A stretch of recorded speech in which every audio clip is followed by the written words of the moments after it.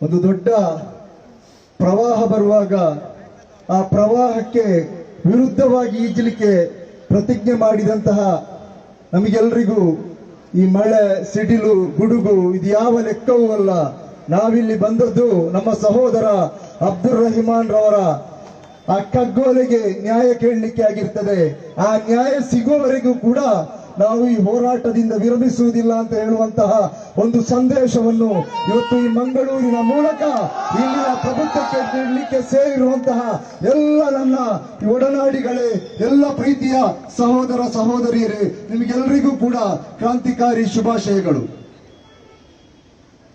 ದಕ್ಷಿಣ ಕನ್ನಡ ಜಿಲ್ಲೆ ಕಳೆದ ಕೆಲವು ಸಮಯದಿಂದ, ಒಂದು ತಿಂಗಳಿನಿಂದ ಈಚೆ, ಕಳೆದ ಏಪ್ರಿಲ್ 27ರಿಂದ ಮೇ 27ರ ಈ ಒಂದು ತಿಂಗಳ ಅವಧಿಯ ಒಳಗೆ ಇಬ್ಬರು ಅಮಾಯಕರು ಮತ್ತೊಬ್ಬ ರೌಡಿ ಶೀಟರ್ನ ಕೊಲೆಗೆ ಸಾಕ್ಷಿಯಾಗಿದೆ.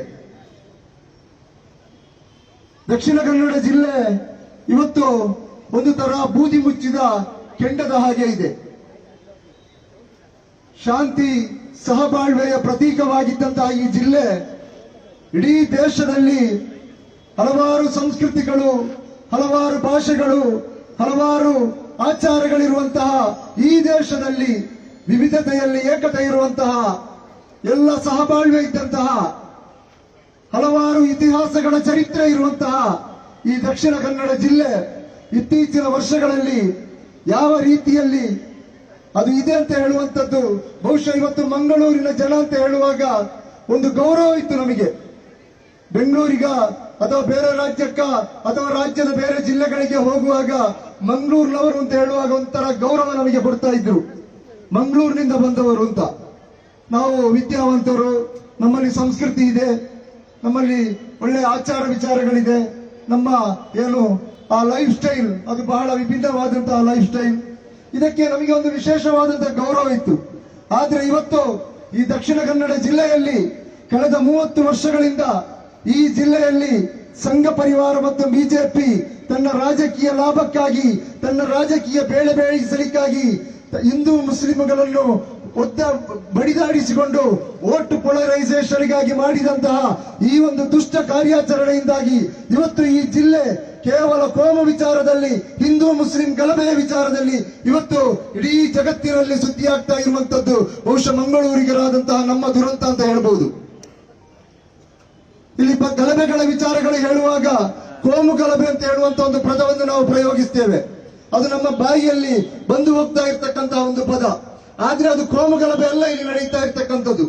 ಸಂಘ ಪರಿವಾರ ತನ್ನ RSS ಕಾರ್ಯಾಲಯದಿಂದ ಅಲ್ಲಿ ರಚನೆ ಮಾಡಿದಂತಹ ರಹಸ್ಯ ಕಾರ್ಯಾಚರಣೆಯ ಭಾಗವಾಗಿ ಒಂದು ಸಮುದಾಯವನ್ನು ಟಾರ್ಗೆಟ್ ಮಾಡಿಕೊಂಡು ಆ ಸಮುದಾಯದ ವಂಶಹತ್ಯೆ, ನರಮೇಧ ಮಾಡಲಿಕ್ಕೆ ಬೇಕಾಗಿ ಅವರು ಮಾಡಿದಂತಹ ಒಂದು ವಿಶೇಷವಾದಂತಹ ಒಂದು ಕೊಲೆಗಳು, ಇದಕ್ಕೆ ಒಂದು ಕೋಮು ಗಲಭೆ ಅಂತ ಹೇಳುವಂತಹ ಒಂದು ಬಣ್ಣವನ್ನು ಮಾತ್ರ ಇಲ್ಲಿ, ಒಂದು ಹೆಸರನ್ನು ಮಾತ್ರ ಇಲ್ಲಿ ಕೊಡಲಾಗ್ತಾ ಇದೆ.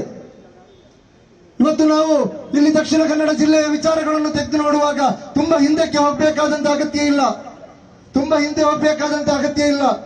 90-80ರ ದಶಕದಲ್ಲಿ ಈ ಜಿಲ್ಲೆಯಲ್ಲಿ ಕೋಮು ಧ್ರುವೀಕರಣದ ರಾಜಕೀಯವನ್ನು ರಾಮ ಮಂದಿರದ ಹೆಸರಿನಲ್ಲಿ ಆರಂಭಿಸಿ ಅವತ್ತಿನಿಂದ ಮುಂದುವರಿದುಕೊಂಡು ಬಂದು ಈ ಜಿಲ್ಲೆಯಲ್ಲಿ ನಿಧಾನವಾಗಿ ಹಿಂದೂ ಸಮಾಜೋತ್ಸವಗಳು, ದೇಶ ಭಾಷಣಗಳು, ಅದೇ ರೀತಿ ಯುವಕರ ಮನಸ್ಸಿನಲ್ಲಿ ದ್ವೇಷ ಬಿತ್ತುವಂತಹ ಕೆಲಸವನ್ನು ಇಲ್ಲಿ ಸಂಘ ಪರಿವಾರವನ್ನು ಬಹಳ ವ್ಯವಸ್ಥಿತವಾಗಿ ಮಾಡಿಕೊಂಡು ಬಂದಿದೆ. ಇವತ್ತು ದಕ್ಷಿಣ ಕನ್ನಡ ಜಿಲ್ಲೆಗೆ ಶಾಂತಿ ಆಗ್ಬೇಕಾದ್ರೆ, ಇಲ್ಲ ಕಾನೂನು ಸುವ್ಯವಸ್ಥೆ ಕಾಪಾಡಬೇಕಾದ್ರೆ ಇಲ್ಲಿ ಅಧಿಕಾರಿಗಳನ್ನು ಟಾರ್ಗೆಟ್ ಮಾಡ್ತಾ ಇದ್ದಾರೆ.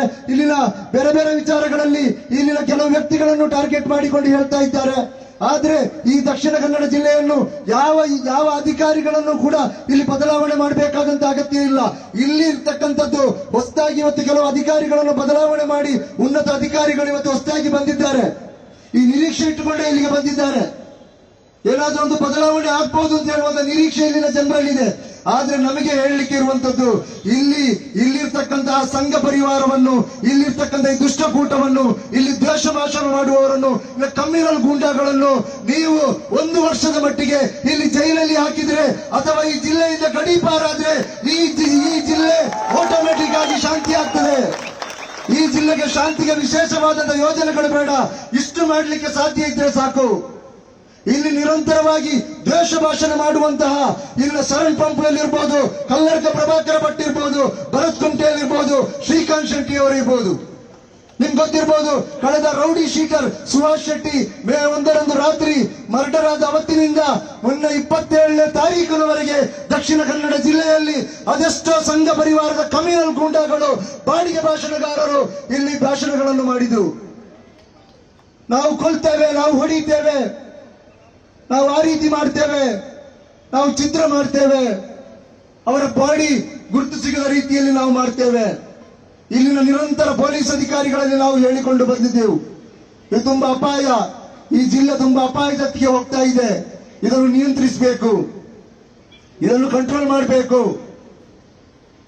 ಇಲ್ಲಿರ್ತಕ್ಕಂಥ ಕಮ್ಯುನಲ್ ಗೂಂಡಾಗಳನ್ನು ಬಂಧನ ಮಾಡಬೇಕು, ಇವರನ್ನು ಗಡೀಪಾರು ಮಾಡಬೇಕು, ಇವರ ಮೇಲೆ ಕಠಿಣ ಸೆಕ್ಷನ್ಗಳನ್ನು ಹಾಕಬೇಕು. ಆದ್ರೆ ಕೇವಲ 60-70 FIRಗಳನ್ನು ದಕ್ಷಿಣ ಕನ್ನಡ ಜಿಲ್ಲೆಯಲ್ಲಿ ದಾಖಲಿಸಿಕೊಂಡು ಅವರಿಗೆ ಒಂದು ನೋಟಿಸ್ ಕೊಟ್ಟು ಅವರನ್ನು ಬಿಟ್ಟಿದ್ದಾರೆ. ಓಕೆ, ಕಾನೂನಿನಲ್ಲಿ ಅದಕ್ಕೆ ಅವಕಾಶ ಇಲ್ಲ, ನೋಟಿಸ್ ಕೊಡ್ಲಿಕ್ಕೆ ಮಾತ್ರ ಅವಕಾಶ ಇರುವಂತದ್ದು. ಆದ್ರೆ ಕಾನೂನಿನಲ್ಲಿ ಈ ಕೋಮು ಗಲಭೆಗೆ ಇಷ್ಟೆಲ್ಲ ಪ್ರಚೋದನೆ ಮಾಡಿ ಇಲ್ಲಿ ಅಮಾಯಕ ಮುಸ್ಲಿಮರನ್ನು ಟಾರ್ಗೆಟ್ ಮಾಡಿಕೊಂಡು ತಳುವಾರುಗಳನ್ನು ಹಿಡ್ಕೊಂಡು ರಸ್ತೆಯಲ್ಲಿ ರಾಜಾರೋಷವಾಗಿ ದ್ವಿಚಕ್ರ ವಾಹನಗಳಲ್ಲಿ ತಳುವಾರುಗಳನ್ನು ಪ್ರದರ್ಶಿಸಿಕೊಂಡು ಹೋಗುವಂತಹ ಈ ವ್ಯಕ್ತಿಗಳ ಮೇಲೆ ಒಂದು ವೇಳೆ ಕಾನೂನು ಪ್ರಕಾರ ಅವರ ಮೇಲೆ ಕೇಸು ದಾಖಲಿಸಿ ಅವರನ್ನು ಬಂಧನ ಮಾಡಿದ್ದೇ ಇದ್ರೆ, ಅಥವಾ ಕಾನೂನಲ್ಲಿ ಏನಾದರೂ ವಿಶೇಷವಾದ ಸೆಕ್ಷನ್ಗಳನ್ನು ಸೇರಿಸಿ ಅವರನ್ನು ಬಂದ್ ಮಾಡಿ ಜೈಲಿಗೆ ಕಳಿಸಿದ್ದೇ ಆಗಿದ್ರೆ ಇವತ್ತು ಇಲ್ಲಿ ಅಧಿಕಾರಿಗಳ ಬಂಧನ ಬದಲಾವಣೆ ಮಾಡಬೇಕಾದಂತ ಅಗತ್ಯ ಬರ್ತಾ ಇರಲಿಲ್ಲ. ಇಲ್ಲಿ ಅಮಾಯಕರಾದಂತಹ ಅಬ್ದುಲ್ ರಹಮಾನ್ ಅಂತ ಹೇಳುವಂತಹ ನಿರುಪದ್ರವಿ ಶ್ರಮಜೀವಿ, ಎಲ್ಲರಿಗೂ ಬೇಕಾದಂತಹ ಒಬ್ಬ ವ್ಯಕ್ತಿ, ಯಾವ ಸಂಘಟನೆಗಳಲ್ಲಿ ರಾಜಕೀಯ ಪಕ್ಷದಲ್ಲಿ ಗುರುತಿಸಿಕೊಳ್ಳದೆ ಒಬ್ಬ ಸಮಾಜ ಸೇವೆ ಮಾಡುವಂತಹ ಒಬ್ಬ ವ್ಯಕ್ತಿಯನ್ನು ನಾವು ಕಳ್ಕೊಳ್ಬೇಕಾದಂತ ಅಗತ್ಯ ಬರ್ತಾ ಇರಲಿಲ್ಲ.